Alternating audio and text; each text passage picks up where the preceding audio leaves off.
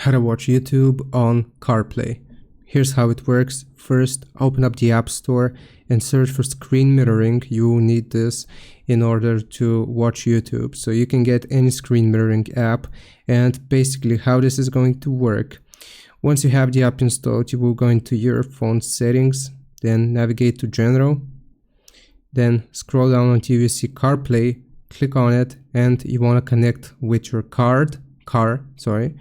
And once you have connected to your car, then you will mirror your screen. So you want to click on more apps and add the app which you just installed from the App Store.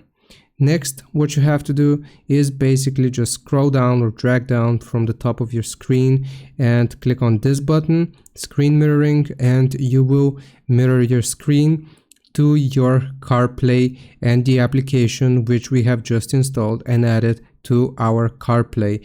And it is gonna need to use your iPhone. So basically anything you see on your iPhone, like I'm doing right now, you will be able to see on your CarPlay, and you can play YouTube videos and always make sure to drive responsibly and safely.